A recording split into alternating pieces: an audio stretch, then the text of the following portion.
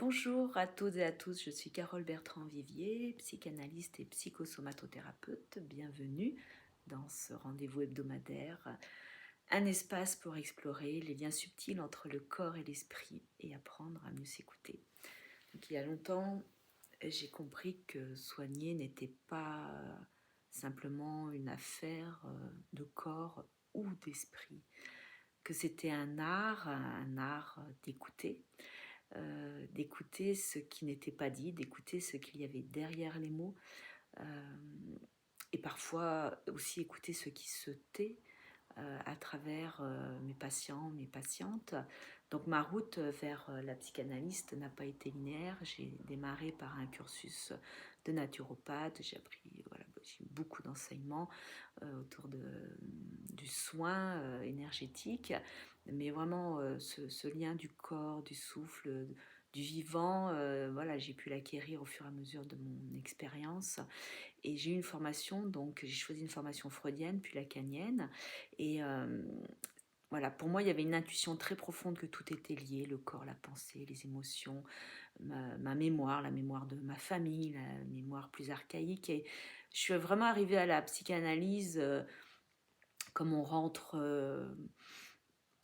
dans enfin, une voie de la profondeur. Et voilà, l'école freudienne m'a appris la rigueur, l'école lacanienne m'a enseigné la subtilité du langage, la vie m'a enseigné le reste, l'écoute des autres m'a beaucoup enseigné. Voilà, je les écoute autant avec mon esprit qu'avec mon corps, dans l'observation, mais aussi dans une écoute flottante. Je relie le psychique au physique, le visible à l'invisible. Et ça ne m'empêche pas que j'ai d'autres passerelles pour développer cette qualité de présence que j'aime proposer. Donc chaque année, je pars en Thaïlande dans un sanctuaire auprès des éléphants parce que ce sont des êtres majestueux, puissants et silencieux et qui semblent savoir comme une sagesse ancestrale. Je saute un peu du coq à l'âne, je passe de la psychanalyse à mon voyage initiatique, mais vraiment là, je ressens combien le silence est d'or, la respiration profonde dans ces marches chamaniques, dans la méditation, nous réapprennent à vivre cette qualité de présence, nous réapprennent à ce que c'est la présence à soi. Donc ils écoutent, ils regardent, ils observent et voilà, nous on est en miroir de ce qu'ils nous proposent. Pour moi, c'est vraiment une forme d'analyse primitive, ancestrale et la nature là vraiment devient un miroir de l'âme.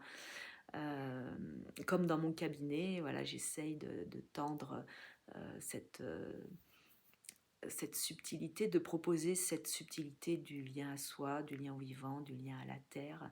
Donc entre le divan et la jungle, pour moi, il n'y a pas de contradiction, il y a vraiment une continuité.